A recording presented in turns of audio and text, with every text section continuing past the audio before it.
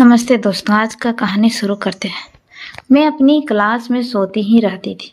बहुत दिनों से मेरे साथ यही हो रहा था। जैसे ही मेरी टीचर क्लास में आकर कुछ पढ़ाने लगती, मुझे एकदम से नींद के झटके लगने शुरू हो जाते थे। मैं बहुत कोशिश करती थी कि मैं ना सोऊं, मगर फिर भी सो जाती। अब मेरे टीचर ने भी यह बात नोटिस करना शुरू कर दी थी। जो लड़की क्लास में हमेशा फर्स्ट आती है, अब उसका ध्यान पढ़ाई की तरफ नहीं है। एक दिन मेरे टीचर ने मुझसे पूछ ही लिया, तुम्हारे साथ क्या परेशानी है? अब तुम पढ़ाई पर ध्यान क्यों नहीं देती? टीचर के सवाल पर मेरी आंखों में आंसू आ गए। मैं बोली, टीचर, मुझे तो खुद नहीं मालूम कि मैं क्लास में क्यों सो जाती हूँ। मैं पूरी कोशिश करती हूँ कि मुझे क्लास में नींद ना आए, लेकिन पता नहीं कैसे अचानक मेरी आंख लग जाती है। टीचर ने कहा, तुम्हारे घर में कोई परेशानी तो नहीं?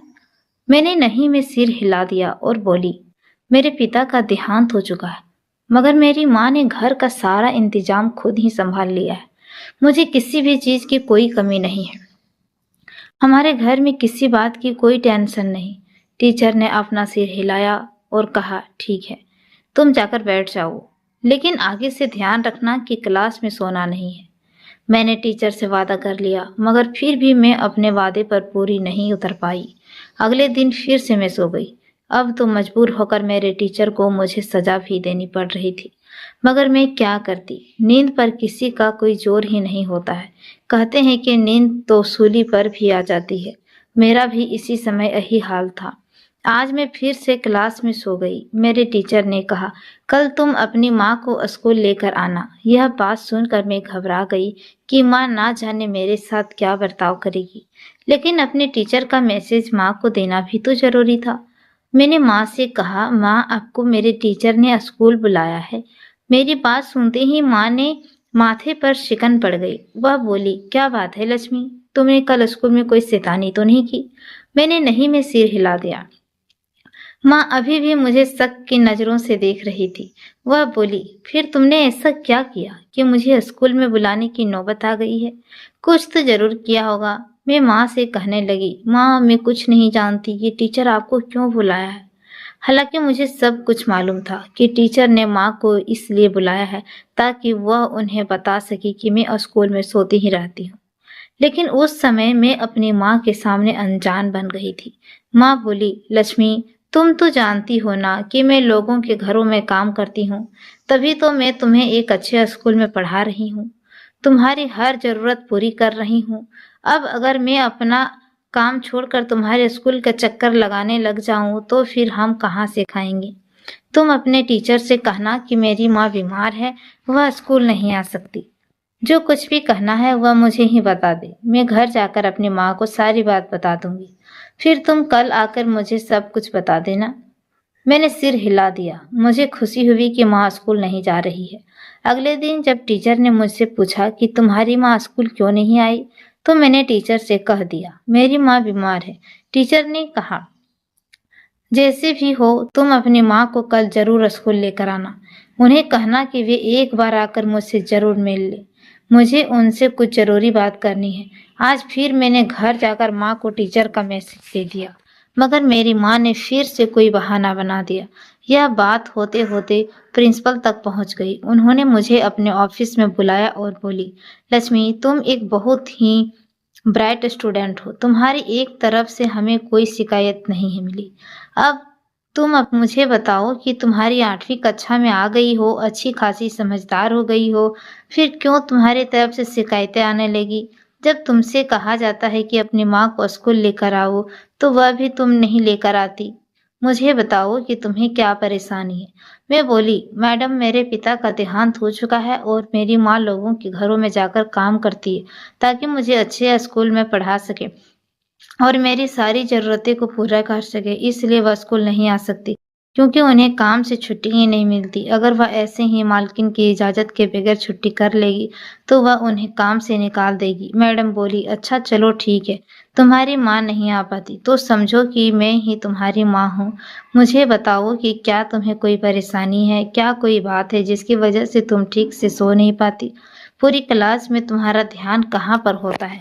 मैं बोली, मैडम पता नहीं क्या बात है, मुझे आजकल नींद बहुत आती है, जबकि मैं खुद पूरी कोशिश करती हूँ कि मैं जागती रहूं। मैडम ने सिर हिला दिया और बोली, अच्छा मुझे यह बताओ कि तुम घर जाकर क्या क्या करती हो? मैं बोली, मैं घर जाकर 2 घंटे आराम करती हूँ, उसके बाद मेरी माँ घरों के काम करके वापस आ जाती है तो मुझे नींद से जगाकर ट्यूशन पढ़ने के लिए भेज देती है। उसके बाद मैं घर आकर टीवी वगैरह देखती रहती हूँ और फिर 9 बजे ही सो जाती हूँ। मैडम ने सिर हिला दिया और बोली, अच्छा रात में कितनी बार उठती हो?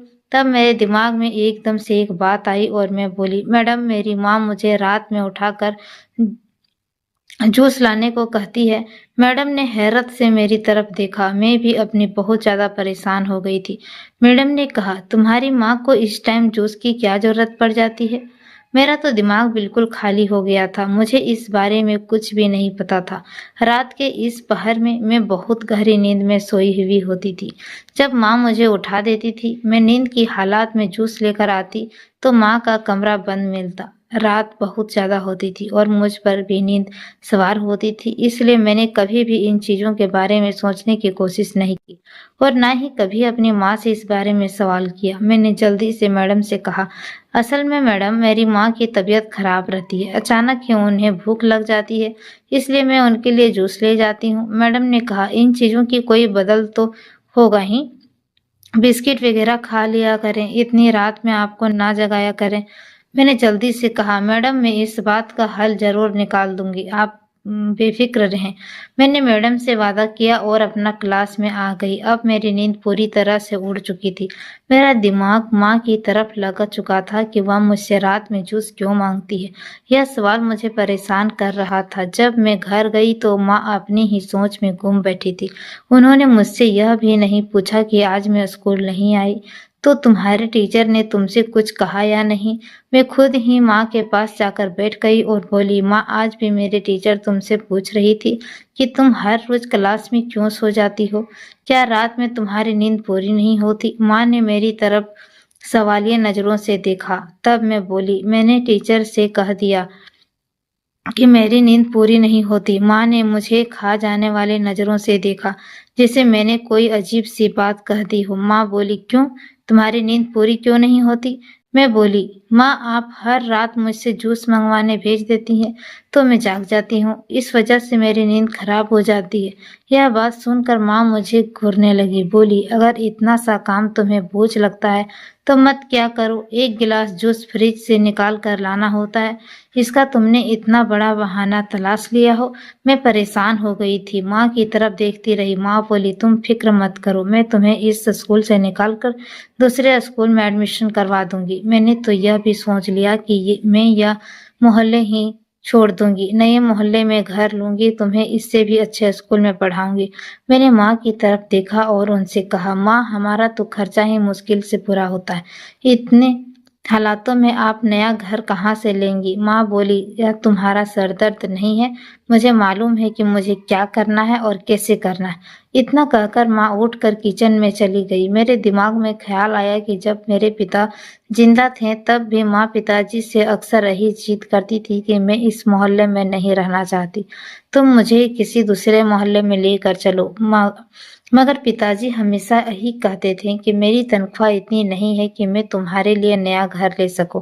मेरे पिताजी एक बैंक में जॉब करते थे, अच्छा खासा पैसा कमाते रहे, उसके बाद भी वह एक नया घर अफोर्ड नहीं कर सकते थे। मेरी माँ तो लोगों के घरों में काम करती थी, फिर वह कैसे एक नया घर लेने की बात कर रही थी? यह बातें मेरे लिए बहुत अजीब सी थी। मेरा दिमाग बहुत तेज काम करने लगा था, जैसे मैं एक ही पल में बड़ी सी हो गई थी।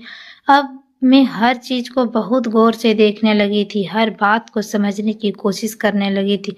आज रात भी माँ ने मुझे नींद से उठा दिया। मैंने पूरी कोशिश की थी कि मैं आज जल्दी से जूस लेकर वापस कमरे में जाऊं ताकि मुझे बाहर ना सोना पड़े, मगर मेरी किस्मत ही खराब थी। जब मैं वापस लौटी तो माँ ने कमरे को अंदर से कुंडी लगा दी थी। सुबह हुई तो मैंने माँ से कहा, आप आपने मुझसे तो रात में जूस मंगवाया था, वह आपने कब पिया? माँ ने मुझे गुस्से वाली नजरों से देखकर बोली, तुम आजकल सवाल जवाब बहुत करने लगी हो। मैं बोली, नहीं माँ, मैं तो ऐसे ही पूछ रही थी, क्योंकि जब मैं जूस लेकर आई तो आपने कमरे को अंदर से कुंडी लगाई हुई थी और मैं इंतजार करते करते बाहर दरवाजे पर ही सो गई। कहीं आपका जूस बिल्ली तो नहीं पी गई, इसलिए पूछ रही हूँ। माँ हंसने लगी और बोली, अरे पागल, मैंने वो कुंडी इसलिए लगाई थी कि मैं अपने कपड़े बदल रही थी। तुम आकर एकदम दरवाजा ना खोल दो, मुझे बहुत गर्मी लग रही थी। मैंने कपड़े बदल लिए हैं। कपड़े बदल कर जब मैंने दरवाजा खोला तो तुम दरवाजे पर ही सोई हुई थी। मैंने तुम्हें उठाकर बेड पर लेटा दिया और खुद भी जूस पी लिया। तुम्हें पता है ना कि रात में मेरी तबीयत खराब हो जाती है, तो मुझे जूस पीने की जरूरत पड़ती है और गर्मी भी लगने लगती है। हमारे पास अभी ऐसा नहीं है कि मैं एसी उपलब्ध करवा पाऊँ, लेकिन तुम फिक्र मत करो, मैं बहुत जल्दी एसी भी लगवा लूंगी। अचानक से मेरी माँ बहुत बड़ी-बड़ी बातें करने लगी थी। उनकी बातें सुनकर मैं चुप हो गई। हालांकि हमारे पास इतने पैसे नहीं थे, फिर भी माँ ना जाने क्यों ऐसी बातें करती थी। मुझे ऐसा लगने लगा था कि नया घर लेना, मुझे यह चीज लेनी है, मुझे वह चीज लेनी है। अगले दिन जब मैं स्कूल से घर वापस आई तो माँ मुझे परेशान देखकर पूछने लगी, क्या हुआ? आखिर तुम क्यों परेशान हो? मैं कहने लगी, माँ, मेरी क्लास के काम के लिए लैपटॉप की जरूरत है। मेरी क्लास की सभी लड़कियों के पास लैपटॉप है, मगर मैं लैपटॉप अफोर्ड नहीं करवा सकती ना। आपने मुझे इतने बड़े स्कूल में क्यों डाला है? आपको चाहिए था कि आप मुझे एक सरकारी स्कूल में डाल दें, जहाँ इस तरह की चीजों की जरूरत ही नहीं होती हो। माँ बोली, तुम भी किन बातों को दिल पर लेकर बैठ जाती हो? जल्दी से खाना खाकर तुम आराम कर लो। मैंने खाना खाया और सोने के लिए चली गई। माँ घर से बाहर निकल गई। शाम को जब मेरी माँ ने मुझे आकर उठाया तो बोली, तुम्हारे लिए मेरे पास एक सरप्राइज है। मैं बहुत हैरान हुई कि वह सोचने लगी कि आखिर माँ के पास मेरे लिए कौन सा सरप्राइज होगा। मैं आंखें मलती हुई बाहर निकल कर आई। सामने ही तख्त पर एक बिल्कुल नए डिब्बे में बंद लैपटॉप रखा हुआ था। यह लैपटॉप देखकर मेरी नींद उड़ गई थी। मैं इसे देखकर दंग रह गई। मैंने माँ से पूछा, आपके पास इतने पैसे कहाँ से आए? माँ बोली, तुम आम खाओ, पेड़ मत गिनो। मैं जो कुछ भी कर रही हूँ वह तुम्हारे लिए ही कर रही हूँ। तुम्हें किसी बात की फिक्र करने की कोई जरूरत नहीं है। मैं लैपटॉप देखकर इतनी खुश हो गई कि बाकी हर चीज को भूल गई। मैं बोली, आप यहीं रहो, मैं अपने दोस्त से लैपटॉप चलाना सीख कर आती हूँ। हमारे पड़ोस में ही मेरी दोस्त रहती थी, वह मेरी क्लासमेट भी थी। उसके पास पहले से लैपटॉप था, इसलिए उसे लैपटॉप चलाना आता था, जबकि मेरे पास तो आज ही आया था और मुझे चलाना भी नहीं आता था। इसलिए मैंने सोचा कि मैं उनसे मदद मांग लूं। जब मैं अपने दोस्त के घर गई तो वह मेरे साथ लैपटॉप देखकर दंग रह गई। बोली, माँ, यह देखो, यह वही लैपटॉप है जिसका मैं कर रही थी। आप मुझे दिलवा दो। लेकिन बाबा तो मेरे लिए गंदा सा लैपटॉप उठा कर ले आए हैं। मुझे तो इस कंपनी का ही लैपटॉप चाहिए था। पड़ोस वाली आंटी, यानी कि मेरी दोस्त की माँ, पास आकर मेरे लैपटॉप देखने लगी और बोली, सच में यह लैपटॉप तो तुम्हारा ही है, लेकिन बहुत अच्छा है। वह मुझसे पूछने लगी कि यह तुम कहाँ से उठा कर लाई हो, किसका है? मैं बोली, मेरा है और किसका होगा, मेरे लिए आज ही मेरी माँ लेकर आई है। आंटी ने मेरी तरफ बहुत हैरत से देखा और बोली, तुम्हारी माँ के पास इतने पैसे कहाँ से आ गया कि वो भी लैपटॉप खरीद ली? मैं कहने लगी, आंटी, आप तो जानती ही हैं कि मेरी माँ घर घर जाकर काम करती है। हो सकता है कि उन्होंने अपनी मालकिन से पैसे लिए हों। वह हंसने लगी और बोली, अच्छा, मेरा पति तो अच्छा भला कमाता है, तुम्हें तो मालूम ही है। वह एक ऑफिस में अच्छा पोस्ट पर काम करता है, मगर फिर भी हमारे पास इतने पैसे नहीं है कि हम अपनी बेटी को तुम्हारे जैसा महंगा लैपटॉप दिलवा सके। और फिर तुम मुझे एक बात बताओ कि जब तुम्हारी माँ सारा दिन घर से ही नहीं निकलती है तो फिर वह कौन सा काम करती है? क्या घर में ही उनसे कोई सेंटर खोल रखा है? मैं आंटी की बात सुनकर बोली, नहीं नहीं आंटी, माँ काम करती है, वह बड़ी बड़ी हवेलियों में काम करने जाती है, दिन भर वहीं तो रहती है। वह बोली, यह झूठ तुम कहीं और जाकर बोलना, हम मोहल्ले वाले सुबह से तुम्हें और तुम्हारी माँ को देखते रहते हैं, वह अपने घर से निकलती ही नहीं है। और फिर रात को एक बड़ी सी काली गाड़ी आकर तुम्हारे घर के पास रुक जाती है। मोहल्ले वाले भी इस चीज से बहुत नाराज थे। मैंने तो यहाँ तक सुना था कि इन लोगों ने ठान लिया कि तुम्हें और तुम्हारी माँ को इस मोहल्ले से निकाल कर ही रहेंगे, क्योंकि यह एक शरीफों का मोहल्ला है। यहाँ पर तुम लोगों की ऐसी हरकतें नहीं होने देंगे।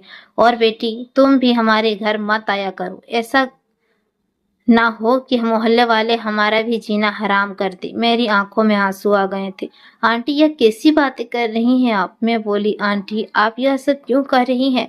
आंटी बोली, अब तुम इतनी छोटी बच्ची भी तो नहीं हो, 8वीं क्लास में पढ़ती हो। 8वीं क्लास की लड़कियां तो शादी करके अपने ससुराल चली जाती है। मुझे पता है कि तुम भी अपनी माँ के साथ पूरी पूरी मिली हुई हो, इसलिए इतना महंगा लैपटॉप उठाकर हमारे घर आ गई।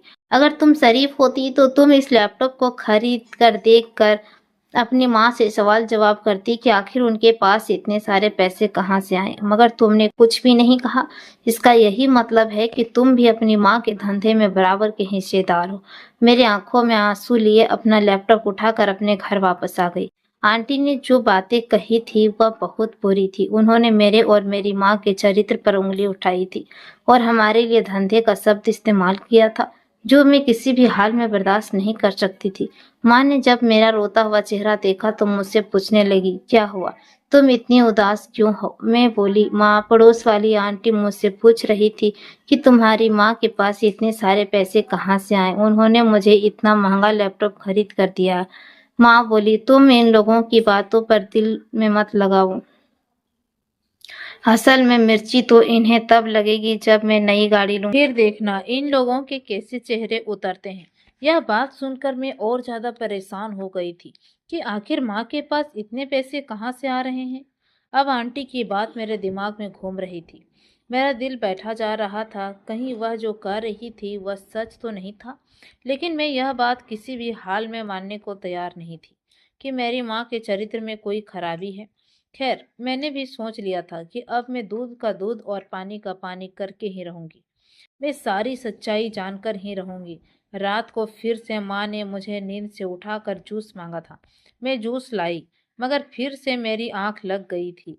आज जो राज मैं मालूम करना चाहती थी वह मैं पता नहीं कर सकी थी, लेकिन मैं हर हाल में सच जानना चाहती थी। इसलिए मैंने बहाना बनाया। मैंने कहा, माँ, आज मेरी तबीयत खराब है, मैं स्कूल नहीं जाना चाहती। मैंने यह बहाना इसलिए बनाया था क्योंकि मैं देखना चाहती थी कि मेरी माँ हवेली में काम करने जाती भी है या नहीं। माँ ने जब मेरी बात सुनी तो वह घबरा गई और बोली, तुम दवाई खा लो और स्कूल चली जाओ, तुम्हारी पढ़ाई का नुकसान नहीं होना चाहिए। मैं बोली, माँ, आज मुझसे बिल्कुल भी हिम्मत नहीं हो रही है, इसलिए मैं नहीं जाऊंगी। माँ बोली, ठीक है, अगर आज तुम्हारी तबीयत खराब है तो आज मैं भी काम से छुट्टी ले लूंगी। अब मैं अपनी बीमारी बेटी को छोड़कर काम पर तो नहीं जा सकती ना। मैंने माँ से कहा, माँ, आप मेरी फिक्र ना करें, आप आराम से काम पर जाइए, मैं अपना ख्याल खुद रख सकती हूँ, अब मैं बड़ी हो चुकी हूँ। माँ बोली, नहीं नहीं, ऐसा तो नामुमकिन है। तुम बीमार हो और मैं काम कर सकती हूँ क्या? तुम्हें इस हालत में छोड़कर जाऊंगी तो मुझे एक पल के लिए भी सुकून नहीं आएगा। तुम जो जानती हो कि तुम्हारे पिता के जाने के बाद तुम ही मेरी सहारा हो। जो कुछ भी हो, मेरे लिए सिर्फ तुम ही हो। मैं तुम्हारे लिए ही तो काम करती हूँ और पैसे जमा कर रही हूँ। मैंने सिर हिला दिया। मेरी दाल नहीं गली थी। माँ ने मुझे उनका राज मालूम होने ही नहीं दिया था।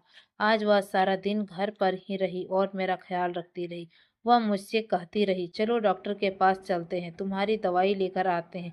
लेकिन मैंने जाने से मना कर दिया और बोली, मैं ऐसे ही ठीक हो जाऊंगी। अब बस मुझे रात का बेसब्री से इंतजार था, क्योंकि रात को जिस समय माँ मुझे जूस लेने भेजती थी तभी मैं सारा राज मालूम कर सकती थी। रात को जब मैं गहरी नींद में सोई हुई थी तो माँ ने मुझे उठाया और बोली, मेरे लिए फ्रिज से जूस लेकर आओ ना। मैं बोली, ठीक है माँ, मैं लेकर आती हूँ।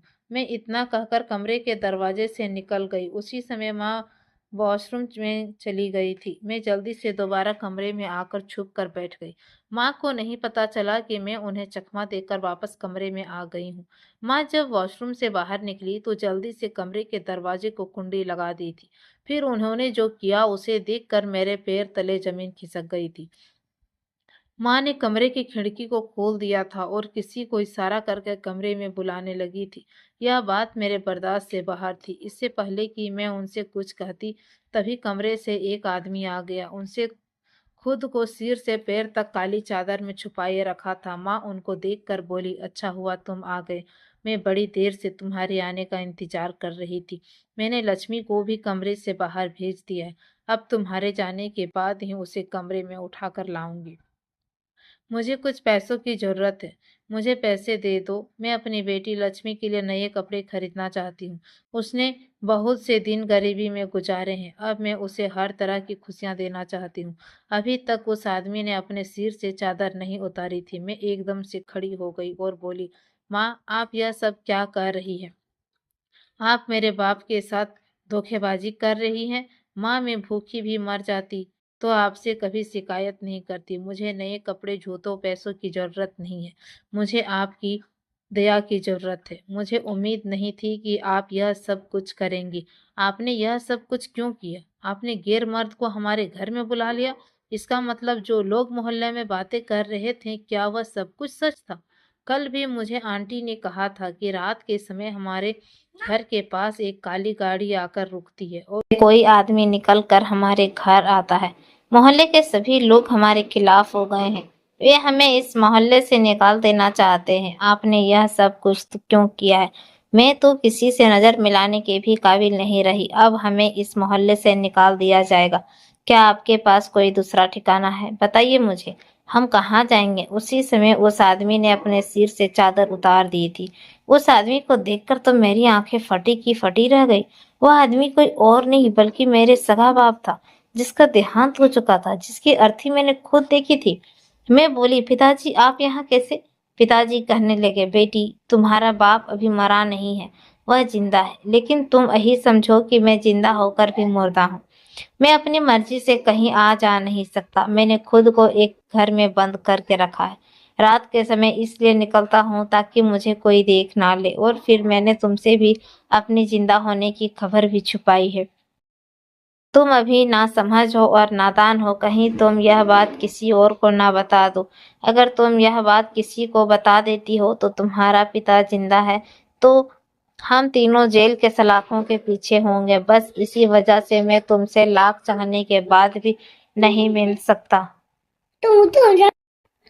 बस इसी वजह से मैं लाख चाहने के बाद भी तुमसे नहीं मिल सका। मेरी आंखों में आंसू आने लगे थे। मुझे अपने पिता से नफरत सी होने लगी थी। मैं बोली, पिताजी आपको शर्म आनी चाहिए। एक बेटी के सिर पर उसके पिता का साया कितना जरूरी होता है, क्या आप भूल गए हैं? मैं हर समय आपके लिए रोती रहती थी और आपको याद करती रहती थी। मैं आपको भुला नहीं पा रही थी और आपने अपने आप को मुझसे ही छुपा रखा है। आपने ऐसा क्यों किया?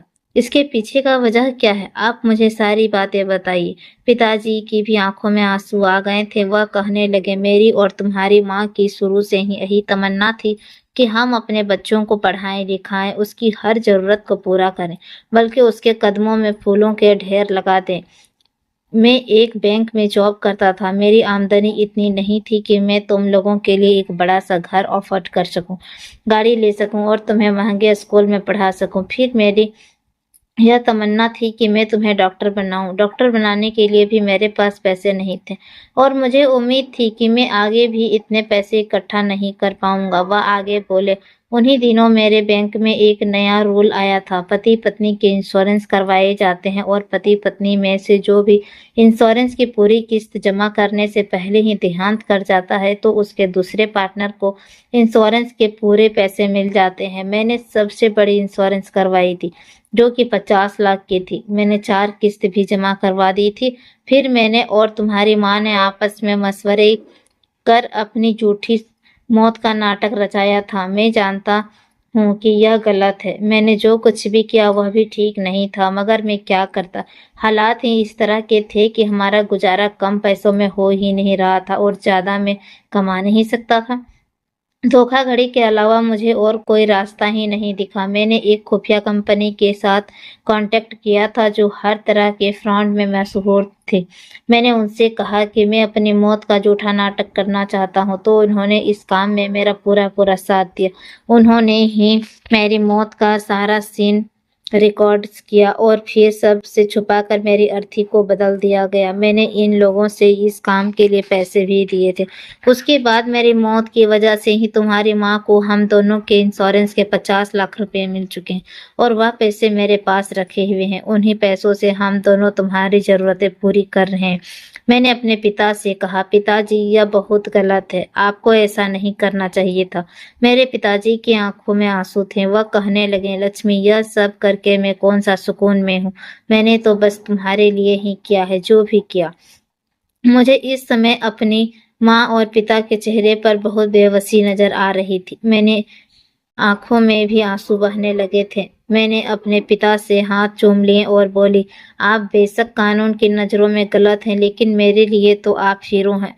आपने जो कुछ भी किया मेरा भला सोचकर ही किया। मैं कभी आपको इसके लिए इल्ज़ाम नहीं दूंगी। पिताजी खुश हो गए थे। इस मोहल्ले में मेरी और मेरी माँ की जिंदगी अब तंग हो चुकी थी, इसलिए हम नए घर में शिफ्ट हो गए जहाँ मेरे पिता पहले से ही रह रहे थे। मुझे शहर के बड़े स्कूल में से एक स्कूल में एडमिशन मिल गया था। अब फिर से दिल लगाकर पढ़ाई कर रही हूँ। मैं अपने माता पिता का डॉक्टर बनने का सपना हर हाल में पूरा करना चाहती हूँ। मैं और मेरे पिता जी एक नॉर्मल जिंदगी गुजार रहे हैं, लेकिन इन सब के लिए मेरे पिता ने बहुत बड़ी कुर्बानी दी है। वह हर समय अपने आप को छुपा कर रखते हैं। वह कहीं भी आ जा नहीं सकते थे।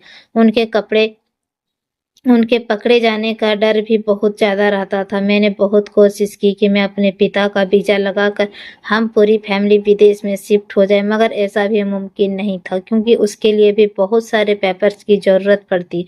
मुझे पता है कि मेरे पिता ने जो कुछ भी किया वह गलत है। मेरे पिता कानून की नज़र से बच गए, मगर वह घर में कैदी बनकर रह गए, यानी वह अपने किए की सज़ा काट रहे हैं। इसलिए मेरा आप लोगों से यही मशवरा है कि कभी भी किसी तरह का कोई गलत काम ना करे, क्योंकि फिर जिंदगी मौत से भी ज़्यादा बदतर हो जाती है। दोस्तों, मैं उम्मीद करती हूँ कि आपको ये स्टोरी बहुत ज़्यादा पसंद आई होगी, तो प्लीज़ चैनल को सब्सक्राइब कर इसे अपने दोस्तों परिवारों के साथ शेयर जरूर कीजिएगा। हम आपसे फिर मिलेंगे एक नई दिलचस्प कहानी के साथ। तब तक के लिए टेक केयर।